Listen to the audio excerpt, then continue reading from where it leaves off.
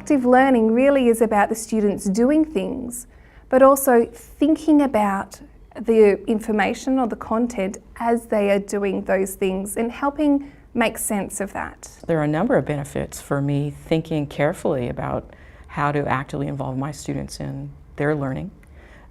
They're undergraduate students experiencing university education, so we have an obligation to work through our graduate qualities, to work through content areas that are expected. So we also have external accreditation authorities that need to be answered too. So there's a combination of these students being placed in a number of authorities, you could say, of who they need to answer to as they work their way through their programs. But for me, I find it more interesting. I like to be challenged in how I approach. I want to find new ways to involve my students in their learning, involve them in the content. I want them to be good science teachers. So I want them to experience my own version, obviously, and I think it through of ways to challenge myself. So it keeps me intellectually engaged, to be on the lookout all the time for great ideas or things that pop up in the research literature or elsewhere. Someone comes up with something and how can I translate that into a big lecture context or into a tutorial context where my students get to do some more hands-on things. With my lectures, I try to make them as active as possible, so try and get the students to become more engaged rather than just sitting there and listening to me. I like doing that because it brings them into the material. It might be through a case study, it might be through think and pair share scenarios, and trying to incorporate also the satellite classes, because we also lecture to the South Coast and to the Southern Highlands, and trying to incorporate those students into the lecture as well. Benefits for teachers in active learning includes, firstly, in lecturing, it gives you a break, so your voice gets a bit of a rest. And also, you get to an idea of what your students know through feedback. So you can identify where their strengths are, where their weaknesses are, what you might need to cover again. So by questioning and talking, and for having them in discussions themselves, they might be able to bring up ideas that you hadn't thought about and that you can incorporate and into your lecture as well. The benefits of active learning, as far as I can tell, well, for me, for a start, gives me more to do in the class, gives me constant feedback on how the students are going. I use it in all my lectures. I don't have a lecture where I just stand and deliver the whole time. I'll talk to students, I'll ask them questions, I'll get them to ask me questions, I'll give them things to do so that I can see where they're at, and it often tells me whether I need to go back over something or whether I can keep going and move on ahead.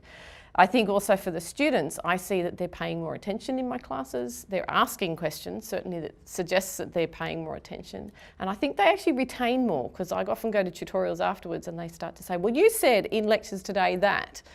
Whereas often if you've just got a standard lecture where you just sit and listen for an hour, you don't retain quite as much. And I think it's much better to break it up and have a bit more interaction and get the students thinking about the material as opposed to just letting them be passive learners. So benefits for my students of setting an atmosphere with music is, it actually helps me build relationships, because the students themselves after a few weeks start to give me some suggestions of songs that they would like to have played. And I also have a time in between, so we take maybe a 10-minute break in a 2-hour lecture and I'll get something played in there. Sometimes I'll even play a movie clip from Top Gear, or Russell Coit was requested last year. I thought it was terrible, but they all thought it was great. And it means that they now see me as a human being who has a sense of humour, who likes stuff other than mathematics, and so they are more willing to approach me and talk to me about the problems that they have and the issues that they have. So I found that they are more relaxed with me as a person when I've done that kind of thing. And in terms of the activities throughout the class, I have found that breaking it up means that they can pay more attention in the times that I am speaking at the front. So I have heard it said that an average adult has an attention span of about 7 minutes. So if I'm talking for more than 7 minutes, then I'm probably starting to lose some people. So I'll give them a question, or I'll give them something to think about, or I might crack a joke if there's an appropriate joke to crack. And yeah, it just means that I've broken their attention span so that they've had that 10-second break in their head and they can come back and concentrate again. Another benefit is that I actually can use those questions to really challenge their thinking. I find that students come to me from school with certain preconceived ideas about mathematics, and so I would like to challenge those views about mathematics and also how they see the questions and how they see the material, and break down some of the stereotypes that they've picked up from their schooling years and get them to see a broader picture. So those questions really allow me to get them to think about it and challenge what they've always believed. So it's not about teaching, it's about learning, right? And I don't really have to be there for the students to learn. I just have to provide the right space and the right environment. And students sort of need to learn how to learn, essentially. And perhaps active learning is all about that, is teaching students how to learn and become sort of lifelong learners. Benefits of active learning are that students actually learn.